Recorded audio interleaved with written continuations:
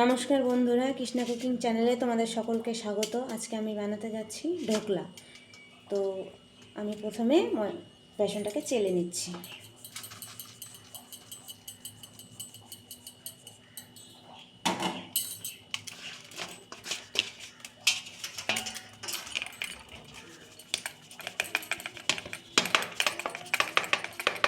চেলে নিলে কী হয় বন্ধুরা, ময়দাতে অনেক লাম্পস থাকে, তারপর অনেক ময়লাও থাকতে পারে, অনেক সময় অনেক চুলটুলো পাওয়া যায়, তাই ছেঁকে নিলে ভালো হয়। বন্ধুরা দেখো, আমি চেলে নিয়েছি বেসনটা, কতগুলো ময়লা বেরিয়েছে, তাই তোমরাও চেলে নেবে, তাহলে ঢোকলাটা খুব ভালো হবে। বন্ধুরা আমি এর মধ্যে দিয়ে দিচ্ছি সামান্য পরিমাণে হলুদ গুঁড়ো,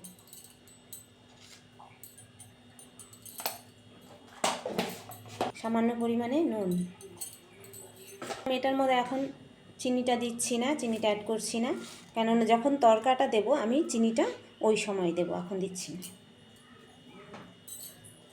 এবার অল্প অল্প করে জল দিয়ে এটাকে মেশাতে হবে।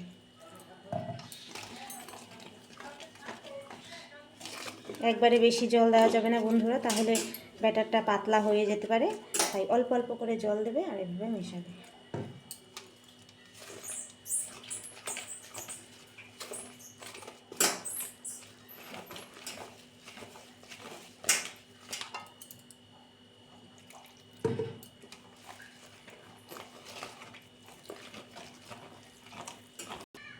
বন্ধুরা এবার এটার মধ্যে আমি ব্যাটারটা গুলে নিয়েছি দেখো। এবার এটার মধ্যে আমি সামান্য পরিমাণে তেল দেবো, তাহলে কি হবে, জিনিসটা খুব স্টিকি হবে, সুন্দর লাগবে।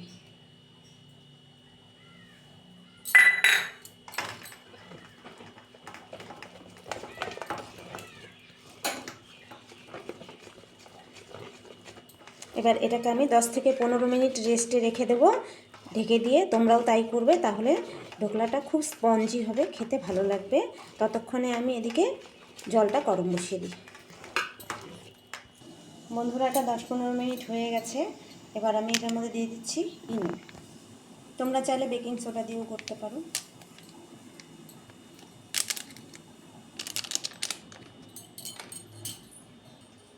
ইনোটাকে গোলানোর জন্য আমি একটু জল দিয়ে দিচ্ছি।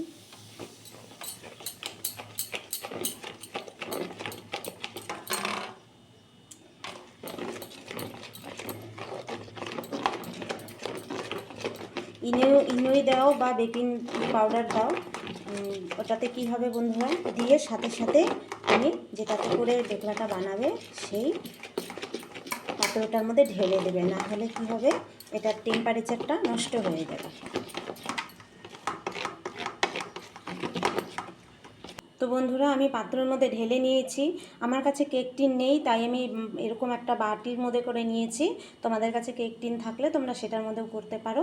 এদিকে আমার জল ফুটে গেছে, বসিয়ে দিচ্ছি। এই কাজটা খুব সাবধানে করতে হবে বন্ধুরা, কেননা হাতের মধ্যে হিট লাগতে পারে, তাই এভাবে বসিয়ে দিলাম। দিয়ে এবার এটাকে 20 মিনিট ঢেকে দিয়ে অপেক্ষা করতে হবে। বন্ধুরা 15 মিনিট হয়ে গেছে। এবার দেখছি এটা কি পর্যায়ে এসছে। এবার ঢাকনাটা খুলে দেখছি।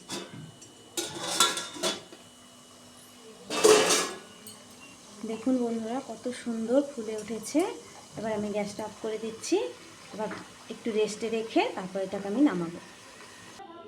বন্ধুরা দেখো তোমরা, আমি এটাকে কাটিও নাই, কিছুই করি নাই, এটা যেভাবে বেক করেছি সেভাবেই আছে। এবার ঢেলে দেখছি কেমন, এটা এত সুন্দর হয়েছে যে এটাকে সাইড দিয়ে কোনো চাকু দিয়ে কাটাকাটি করার কোনো ঝামেলা ছাড়া এটা বের হয়ে এসছে। এই দেখুন আমি কিছুই করি নাই, এত সুন্দরভাবে এটা বেক হয়েছে যে আমাকে আর চাকু দিয়ে এটাকে কাটতে হয়নি। এবার আমি এটাকে উল্টে নিয়েছি। এবার আমি এটাকে তড়কা দেওয়ার জন্য আমি কড়াইতে তেল গরম বসাচ্ছি। বন্ধুরা এবার আমি কড়াইতে তেল দিয়ে দিলাম।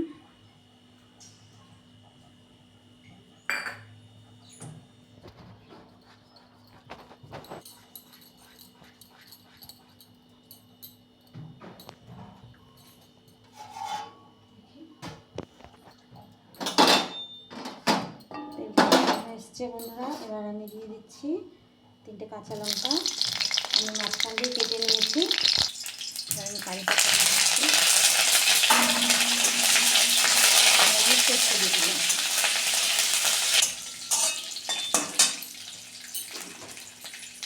এবার আমি জল দিয়ে দিচ্ছি বন্ধুরা।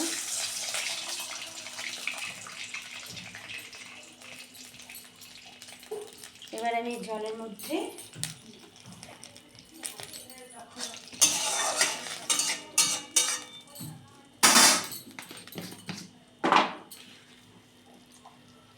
দু চামচ চিনি দিয়ে দিচ্ছি।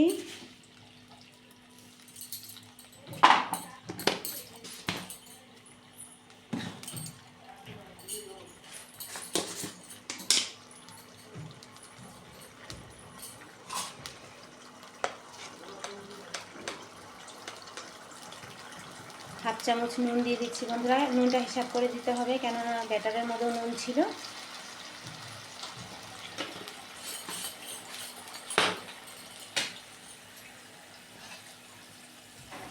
আর এটার মধ্যে দিয়ে দিচ্ছি 2 চামচ পাতিলেবুর রস।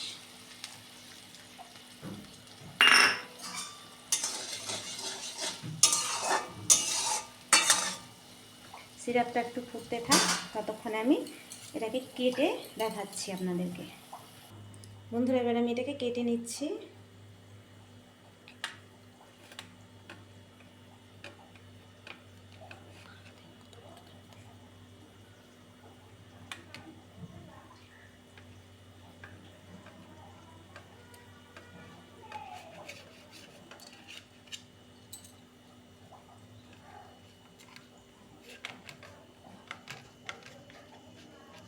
বন্ধুরা এটা ফেটানোর মধ্যেই আছে এটার ধরনটা কেমন হবে ঢোকলাটার।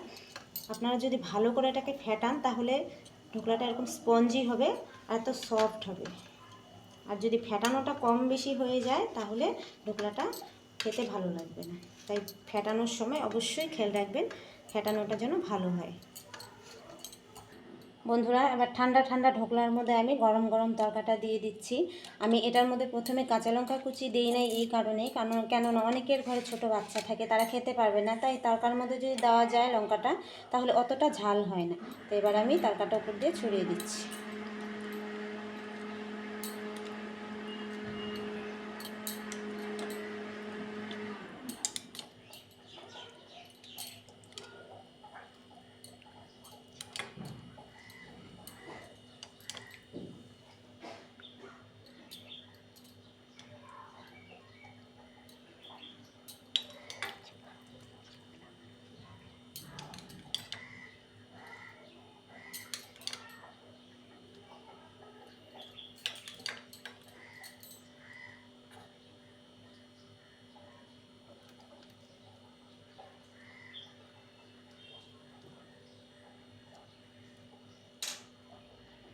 তো বন্ধুরা দেখো আমার কোনো কেক টিন নাই, তাই আমি কেক টিন ছাড়াই আমি বেকিং পাউডার বেকিং সোডা ছাড়াই একটু ইনো দিয়েই ঢোকলাটা বানিয়ে তোমাদের সামনে সার্ভ করলাম। তোমরা দেখো কেমন হয়েছে।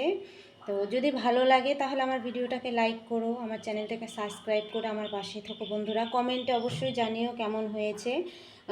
খুব অল্প খরচেই হয়ে যায় বন্ধুরা। তোমরা এটা টিফিনে খেতে পারো, বাচ্চাদের লাঞ্চে দিতে পারো স্কুলের, বা সন্ধ্যার টিফিনে খেতে পারো। ভালোই লাগে খেতে, অল্প খরচে হয়ে যায়।